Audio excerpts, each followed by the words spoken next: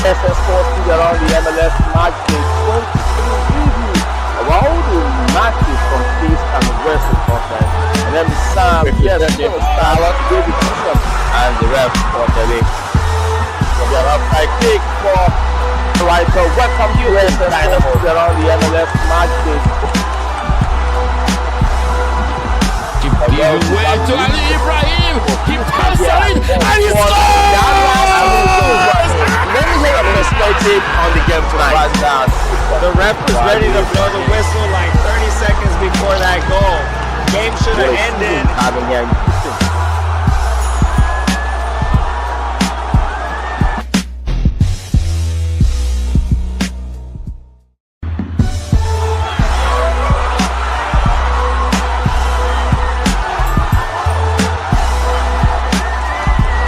ASN Sports TV around the MLS match day 23 review of all the matches from East and Western Conference. And then Sam, yes, David Bishop, and the rest for the league.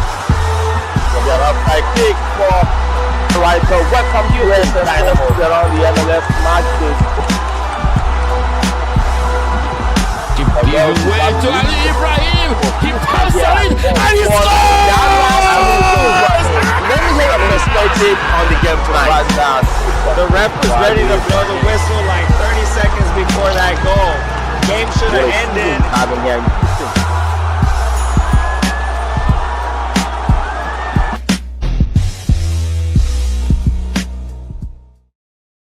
All right, hello everybody. Welcome to Around the World of Sports here on ASN Sports. My name is Sam. You already know what time it is. Yes, we are in a weekend where a lot of soccer activities is happening here in the continental USA.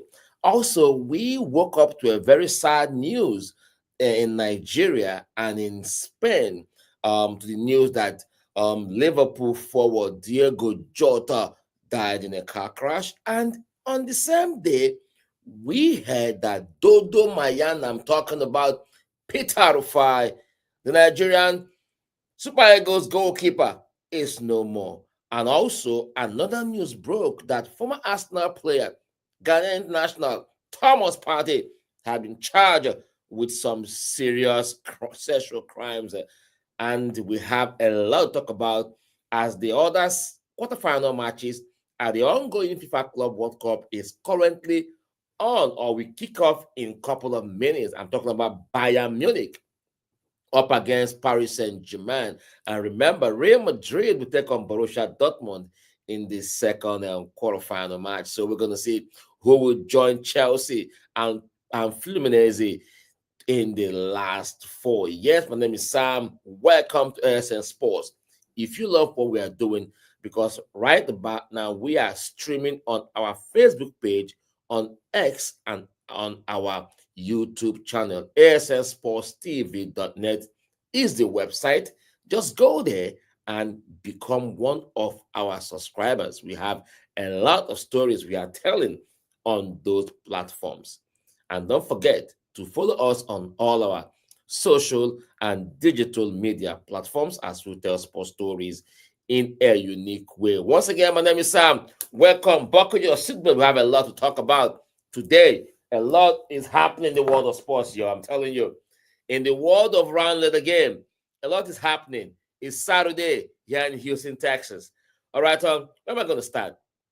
All right, I forgot to tell you about the MLS Match Day 22 is on this weekend. And don't forget that the CONCACAF Gold Cup Finals will take place tomorrow between U.S. men's national team and Mexico. That rivalry goes on the pitch here in Houston at the NRG Stadium. So a lot to talk about, a lot to show my fans, my viewers. So if you're on board right now, come on, because we're about to go on a jolly ride around the world of soccer and sports. Yes. Okay, where do I start? All right, let me start with the story of Thomas Partey, who was charged. Let me get him out of the way.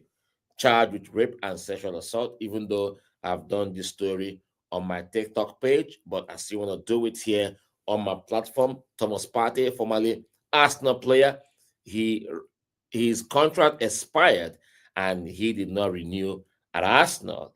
And this news came as a rude shock to most of us, even though, according to London Metropolitan Police, this investigation has been ongoing, and he has been now formally charged. But remember, he is innocent until proven guilty. According to the story on Sky Sports, it involved 3 different women. The first 2 count, a different woman, 3 count of rape case, another woman, and 1 count of sexual assault, another woman. So he will have his day in court come August the 5th at the Westminster Magistrate Court. Thomas Partey having a horrible time right now. I mean, it's not even okay for your name to be associated with a crime like this. All right, let's hope that maybe he beat the charges or they're all bogus charges. But right now, he's innocent until proven guilty in a competent court of law. Thomas Partey. All right, let's keep going. Let's go to Peter Dodo Mayana Rufai. Listen, I grew up watching Peter Rufai when Nigeria lifted the Tunisia 1994 Nations Cup, and also when Nigeria qualified for the first time to the World Cup, and that was USA 94. Peter Rufai, great man, great player, and I happened to meet him when I became a sports writer with National Bureau Newspaper in Lagos, and also when I worked as a sports reporter with the Beat 99.9 FM, Classic 97.5, and Naija 102.7 FM. When I was sports reporting for these stations, I happened to come across him. I've interviewed him several times. Soft-spoken, good lad. He was just 61 years of age. And if you can remember the match between Nigeria and Italy, he was great. Nigeria and Zambia, the Chipolo Polos of Zambia in the 1994 Nation Cup finals. Man, he came up clutch in making several saves for Nigeria to become champion. And he should be I think the number 5 player that have died in that squad. Talking about Uche Okafor, Thompson Oliha, Rashidi Yakini, Peter Rufai, and 1 other player in that squad. They've all passed away. So this now come to what I'm saying. Do you think our football authorities are doing, what they are supposed to do to at least help these ex-internationals when they quit active soccer? And I believe there are things that need to be done, to give them life after actively playing soccer. But Peter Rufai, my heart goes out to the family of Peter Dodo Mayana Rufai. In case some of you all didn't know, he was on one podcast and he was explaining how that name Dodo Mayana came about. Mayana in Spanish means tomorrow. Dodo means something sweet. So he was saying that they were going through training session and the fans were happy with his own training session. So they wanted him to continue what he was doing. So he was, according to Peter Rufai, because I watched that podcast, he was doing like this. They were like, Mayana, yes, Mayana means tomorrow. Dodo, you go see something sweet or something good tomorrow. And that was how that name stuck on him till the day he took his last breath. Peter Rufai, Dodo Mayana, rest in peace. All right, let's leave that one right now. Let's go to Diogo Jota. Diogo Jota, he's dead. He's dead. My heart still bleeds as a Liverpool fan, as a soccer lover, and as a human being. Died in his prime. It wasn't supposed to be like this. This was not the way this story is meant to be written. According to Daily Mail, they said he just had a long operation and medics, his doctor, advised him not to fly. So he was driving to Santander to catch a ferry to the UK so he can come back to Liverpool because preseason starts on Monday. So tragically, he couldn't make it. And I think his funeral is today in Portugal. So the whole football community is crying on his demise. So much love going around. Everybody talking about Diogo Jota.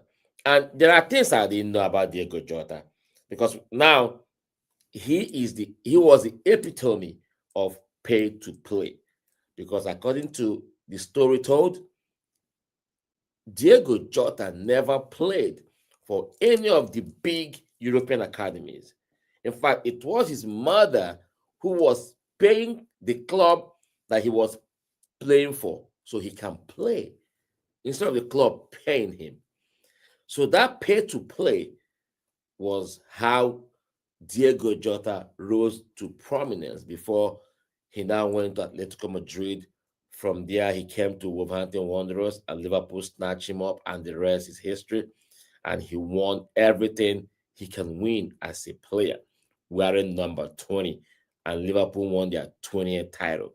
And Liverpool are saying that they will immortalize that number 20, that number will never be worn at Liverpool again. That's how they are going to immortalize Diogo Jota. And also, according to news, saying that Liverpool will pay his wife the remaining 2 years of his contractual agreement, so he's going to get that money. And Liverpool will support, his kids and his family. So may his soul keep resting in peace. This ball, I'll be traveling to New York for the Club World Cup finals next week, and I will have this ball with me. I will want soccer lovers to sign this ball on behalf of Diogo Jota. Yes. After signing it, I may auction it. The proceeds may go to the family or to any foundation that will help those who lost their kid, who lost their guide or their parent or their father in a tragic situation. So expect to sign the ball. If you see me at MetLife Stadium on July 13th, I will make sure that this ball will be signed. May his soul keep resting in peace. I'm talking about Diogo Jota. All right, let's go to the CONCACAF Gold Cup finals between the U.S. men's national team and Mexico. This rivalry runs deep. I'm telling you, man, it runs so deep that when these two nations clash, you will see color, you will see music, you will see fans, the way they support their team. I'm going to show you some pictures I took during Copa America when Mexico played, and you will see that how tri fans, how they come out. Can you believe that? This is how they come out. So colorful, so beautiful. And my lens will be looking for this kind of picture tomorrow at the NRG Stadium when Mexico will take on the U.S. men's national team in the CONCACAF Gold Cup final. I mean, this rivalry is a healthy one, even though these days it has become a little bit political, due to the recent political climate here in the United States. But the rivalry between USA and Mexico is a healthy one. It's a rivalry in sports, in everything. Look at how beautiful they are. I love to see this. I love to see this. I love to see this.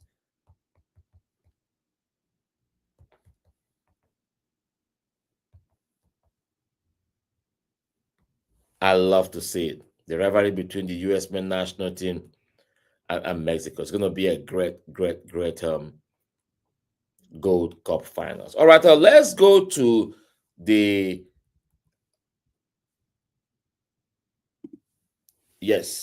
Club World Cup quarterfinal match 59. Paris Saint-Germain up against Bayern Munich.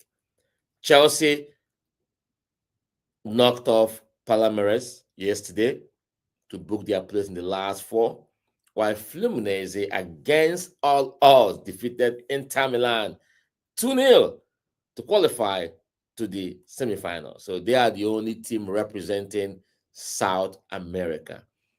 So we are going to see maybe all European finals because Chelsea will try to eliminate Fluminense, and then the winner between PSG and Bayern Munich will face the winner between Real Madrid and Borussia Dortmund. So let's look at the starting 11 of this game that will kick off in the next half an hour. Yes, look at the starting 11 for Bayern Munich, and Dembele is on the bench for PSG. He is starting from the bench for PSG. So look at the starting 11 for Paris Saint-Germain: Donnarumma, Hakim Ashraf, Marquinhos, Kvaratskhelia, Fabian Ruiz, Vitena, Nuno Mendes, Bacola, Joao Neves. This is starting 11 for Paris Saint-Germain. Let's look at the starting 11 for Bayern Munich: Manuel Neuer, Upamecano, Jonathan Tye, Kimmich, Harry Kane, Kingsley Coman, Michael Olise, Musiala, Pavlovic, and others. So these are the guys that will do battle for the third ticket in the semis of the FIFA Club World Cup. Who do you think would win it? I don't know who might win it, but I know one thing for sure, that it's going to be a great quarterfinals, all European affairs between Paris Saint-Germain and Bayern Munich. All right, let's go to the Major League Soccer right now, because match day 22 is right here upon us. So let's see who will take it, and we'll give you other news coming from the MLS. All right, let's go. Match day 22. These are the matchups that we have. We have Toronto already played New York City Football Club. FC Dallas yesterday played Minnesota. So today we have Charlotte FC up against Orlando. We have FC Cincinnati will take on Chicago Fire. And now that brings me to the pre-match media briefing of Pat Noonan, the head coach of FC Cincinnati. And he spoke about that game against Chicago Fire. This is Pat Noonan. In different phases of the game, you could, say it was some of our best play. I think in the Montreal game, our chance creation and, with the ball, we did some really good things. There were stretches against Orlando, I'd say, through the first 60 minutes, 65 minutes, or really up until the second goal, where there was some good ideas, but I think we were better in transition in the Orlando game. The end of the games, we struggled. I think physically you could see it took its toll in the last, 20 and extra or added time there in Orlando. We really we were physically in a tough place, but the guys competed the right way. They just, in some moments, couldn't get it right just based on, I think, the mental and physical fatigue. But they were two good results with stretches of both games where I thought the performance of the group was really strong. But there's still things that we have to work on. I think that's pretty evident in some of the play, specifically at the end of the games. Look, I think in this league it's always important. Every team has good attacking pieces or ways to hurt you.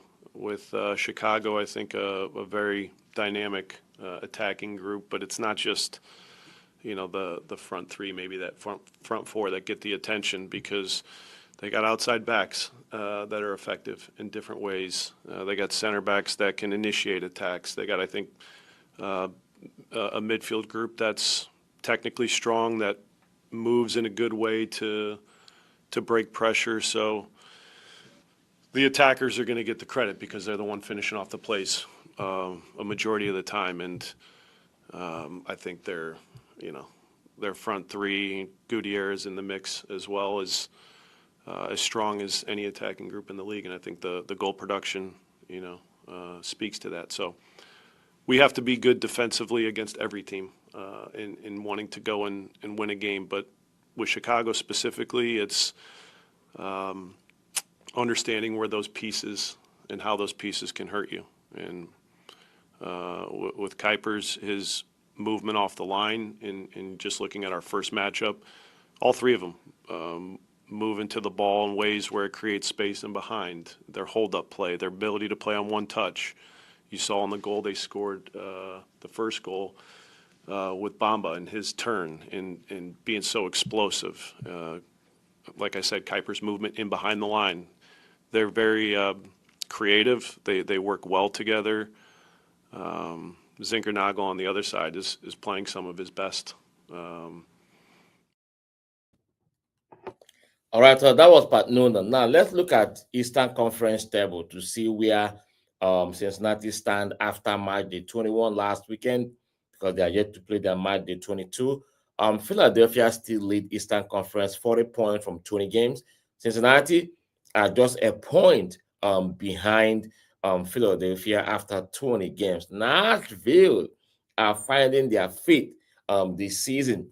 38 points, third in the Eastern Conference. Columbus Crew, I have my guy there, Ali Ibrahim, 37 points from 20 games. So this is the table of Eastern Conference in the Major League Soccer. All right, I was still talking about soccer here in the United States. Let's tell you a piece of story that Toronto Football Club, breaking news, Toronto Football Club and Federico Bernardeschi mutually agreed to part ways. Yes, they mutually agreed to part ways. They couldn't find the relationship attainable again, and they broke up. Bernardeschi scored 26 goals and 22 assists in 99 matches for Toronto FC, and he was named a 2024 MLS All-Star. So Federico Bernardeschi no more playing for Toronto Football Club. All right, another Italian was let go in Toronto. I'm talking about Lorenzo Insigne. What is happening with these Italians? Partying well with Toronto. All right, Lorenzo Insigne joined Toronto on January 8, 2022. He played 76 games and he started 66. So only 10 he came off the bench. And he scored 19 goals and 18 assists for Toronto FC. So Toronto FC on the same day agreed to part ways with two of their Italian players, Federico Bernardeschi and Lorenzo Insigne. All right, wishing them all the best wherever they found themselves. All right, let's keep our iron strong. Let's go to listen to Troy Lesesne, the coach of DC United.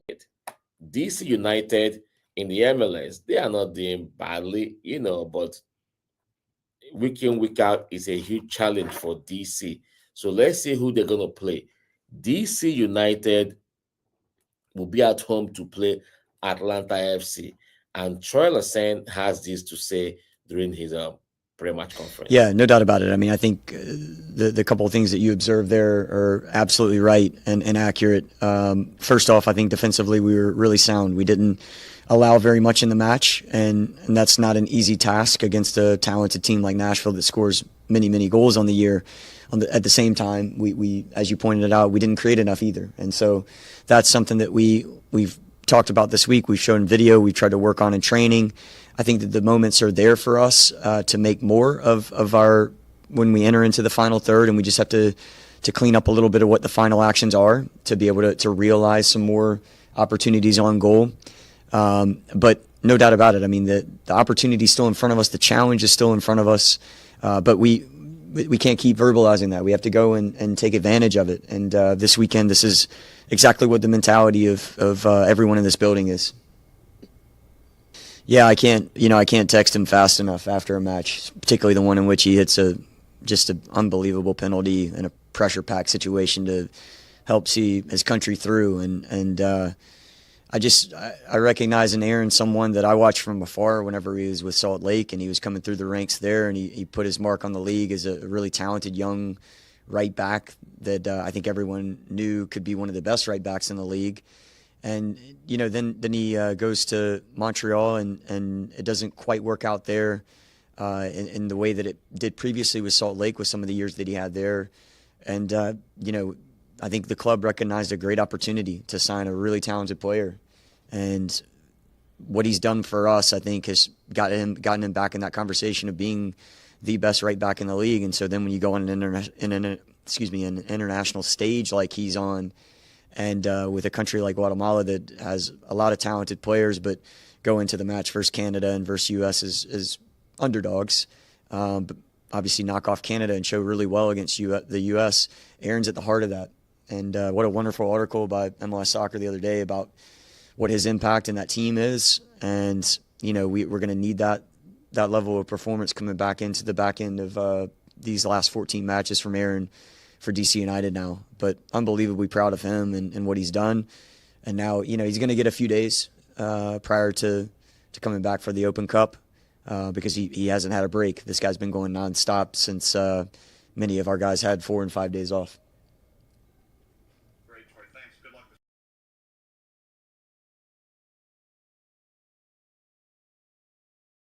All right, that was coach of DC, Troy Lesesne, during his pre-match conference talking about their game against Atlanta. And also he spoke about one of their players who is with the U.S. men's national team, Brendan Aronson. Yeah, he talked about that. All right, Houston Dynamo will be on the road to face San Diego FC. San Diego FC is a new franchise in the MLS, and they are top of Western Conference at the moment. Don't look at Western Conference, then you see that San Diego FC are top, 39 points from 20 games. Houston Dynamo are 10th, just outside the playoff zone behind Austin Football Club, just 3 points behind Austin Football Club. And so Houston will be on the road on this Monday 22 to face San Diego FC. So during the pre-match conference, I was able to interact with head coach Ben Olsen. Hi, Ben. Sam? Yeah, just like you rightly said, the team is 1-0 right now. We win at home. What a way to stop the bleed, and the team being more confident. And I want to talk about a little bit about Houston Dynamo and Californian teams. This season, Dynamo picked 2 points away from Californian team from San Jose and from LA Galaxy. What would the approach look like looking at Dynamo having good results away in California? I don't know. I haven't thought about that, Sam. That's a good question. Yeah, hopefully it continues. I don't know if there's something to going west, or I think over the course of our tenure here, we've been okay out west. We've also eaten it a few times. I think Galaxy and some LAFC. I think we've lost there 2 times in the playoffs. So I don't know. I don't put too much into it. But now that you said that, that gives us a little bit more hope, Sam. Appreciate the positivity, man. All right, let's look at meeting San Diego for the first time. It's a new team in the MLS, even though they are top up in the Western Conference right now. And looking at the injury to a key piece in the defense, Eric, what is the pressure like? What is the focus like? It's next man up. It's the same thing as we've been dealing with all year. It is frustrating, though. It's been, I'm not going to lie, that not having him this year has been tough for the players and tough for him. And that's just I guess, how some seasons go with players. And injuries lead to more injuries. That's one constant in this field. And he's had a few leading up to it, and your body's always fighting and trying to adapt, and then other things go. He hits a shot 50-something minute with his left foot, pretty routine soccer play, and there goes his quad. So this is just, again, we talk about some of the challenges that we have to kind of overcome, and it's just how you go about those. Do we we don't dwell on it. It's next man up. We put somebody in, and now the expectations are they do their job. We've been doing that with the center back position all year, and that has not helped this group. So again, someone's got to take it as well. Someone's got to get in there and say, this is my job. I'd like to, I'm the guy for this job week in, week out, and that hasn't happened enough in that center back. Pablo's growing. We know we can make shift some players in there, but we need someone to come in and solidify, our defense. All right, finally, away from the MLS, talk about the Gold Cup finals, U.S. and Mexico. Another rivalry between these two, nations. What's your thoughts on that? They're here right now. It's nice to have the national teams here training with and there's good energy here. That, just looking at them, I think they're obviously focused in good spirits and excited to play against Mexico. And it's nice to have it in Houston. So we're going to get back, and we're scrounging tickets here for the Houston Dynamo, trying to sneak in. I know football community is one, whether MLS, Premier League, or Europe. Yesterday, Diogo Jota, Liverpool player, Portuguese player, died in his prime. I want to hear your thoughts and comments on that. Horrific. Yeah, I do think you're right in that the soccer community, even though it's a huge community, I mean, it's bigger and more global than any other sport. And I think in some ways that's what makes it smaller, that we all connect to this running around kicking this ball in a net, and we all grow up all over the world loving this sport. And when we see someone that is plays with such joy and happiness and is so talented, I think it breaks everybody's heart in the industry. So thoughts certainly out to his teammates and family, but we'll see. It was horrific news. All right, that was Bernard, coach of Houston Dynamo. That was the interaction I had with him during the pre-match conference ahead of their match, the 22 matchup against San Diego FC. We spoke about the U.S. men's national team who will take on Tri of Mexico in the Gold Cup finals, because he has a player right there, Jack McGlenn. Mr. Jack is right there representing the Dynamo and also representing his country. So we spoke about that. We spoke about Diogo Jota's death. And also we spoke about, Dynamo having these, I won't call it, they have these of getting point when they go away. So let's listen to Ben Olsen when he spoke about Jack McGlenn, as rumors is going around that he is about to get an improved contract from Houston Dynamo. As Jack grows, we're going to grow, right? He's going to be a big part of it, and a new contract would be great if those rumors are true, to keep him here, and because we believe in him and his qualities, and anytime you go and play with the national team, you're pushed to maybe a little bit of a different level. The responsibilities there, and it's a chance for a player to grow, and hopefully that he brings that experience back here, and it just continues to be a big piece for us. All right, so hopefully he brings back that experience back to Houston and help the team to grow. Yes, he has been a great piece for Dynamo, and they are missing his services as the season rages on. All right, so let's also hear from Ben Olsen, because when you look at Houston Dynamo, on March 21, they were losing 3 games on the bounce. And now here comes St. Louis. Ezekiel Ponce got the only goal that gave Houston Dynamo the win against St. Louis City Football Club. And that bleeding was stopped now. So now on a clean sheet, they are 1-0 according to Ben Olsen. So let's listen to what he got to say about the key matchup between Houston Dynamo and San Diego. They're collective. They're not. This isn't a stop Gabriel Peck and you win this game type of situation. They are a unit. They're collective, in particular on the offensive side. This is about short passes and building the game, and they understand also when to play direct, and they suck you in. They bait you, and it's a very, very difficult opponent to go against. I've been very impressed with what he's done.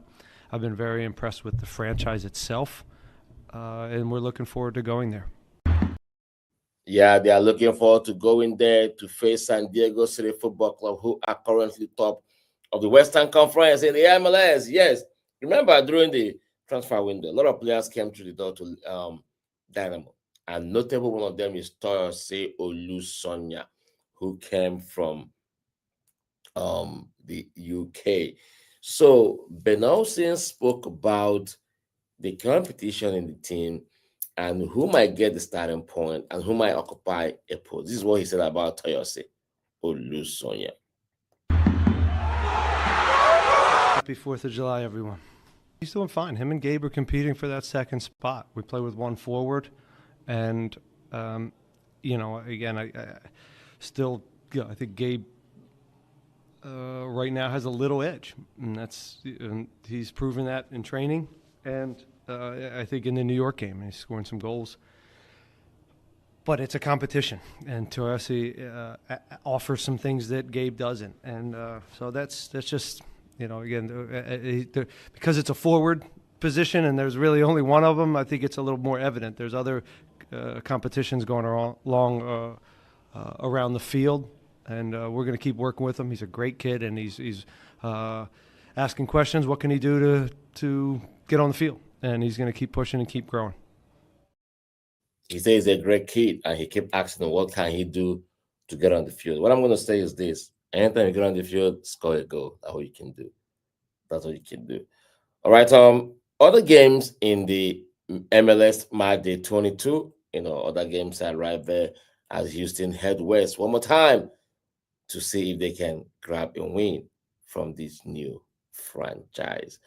All right, so I think here we will come to the end of today's edition of Around the World of Sports, as we're about to go and monitor the game between Bayern Munich and Paris Saint-Germain in the quarterfinals of the FIFA Club World Cup.